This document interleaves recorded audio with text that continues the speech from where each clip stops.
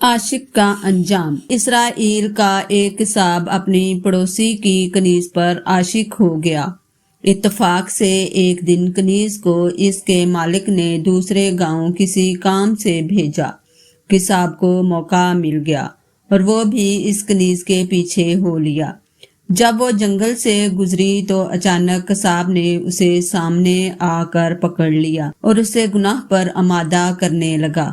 جب اس کنیز نے دیکھا کہ اس قصاب کی نیت خراب ہے تو اس نے کہا، اے نوجوان، تو اس گناہ میں نہ پڑ۔ حقیقت یہ ہے کہ جتنا تو مجھ سے محبت کرتا ہے اس سے کہیں زیادہ میں تیری محبت میں گرفتار ہوں، لیکن مجھے اپنے مالک حقیقی عز و جل کا خوف اس گناہ سے کے ارتکاب سے روک رہا ہے۔ اس نیک سیرت اور خوف خدا عز و جل رکھنے والی کنیز کی زبان سے نکلے ہوئے یہ الفاظ تاثیر کا تیر بن کر اس قصاب کے دل میں پیوست ہو گئے، اور اس نے کہا، جب تو اللہ عز و جل سے اس قدر ڈر رہی ہے تو میں اپنے پاک پروردگار عز و جل سے کیوں نہ ڈروں؟ میں بھی تو اسی مالک عز و جل کا بندہ ہوں۔ جا، تو بے خوف ہو کر چلی جا۔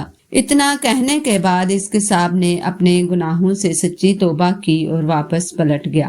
راستے میں اسے شدید پیاس محسوس ہوئی، لیکن اس ویران جنگل میں کہیں پانی کا دور دور تک کوئی نام و نشان نہ تھا۔ قریب تھا کہ گرمی اور پیاس کی شدت سے اس کا دم نکل جائے۔ اتنے میں اسے اس زمانے کے نبی کا ایک قاصد ملا۔ جب اس نے قصاب کی یہ حالت دیکھی تو پوچھا، تجھے کیا پریشانی ہے؟ قصاب نے کہا، مجھے سخت پیاس لگی ہے۔ یہ سن کر قاصد نے کہا، ہم دونوں مل کر دعا کرتے ہیں کہ اللہ عز و جل ہم پر اپنی رحمت کے بادل بھیجے اور ہمیں سیراب کرے، یہاں تک کہ ہم اپنی بستی میں داخل ہو جائیں۔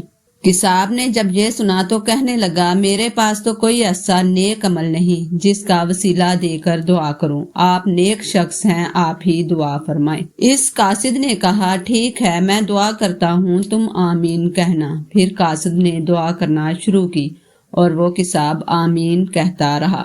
تھوڑی ہی دیر میں بادل کے ایک ٹکڑے نے ان دونوں کو ڈھانپ لیا اور وہ بادل کا ٹکڑا ان پر سایہ فگن ہو کر ان کے ساتھ ساتھ چلتا رہا۔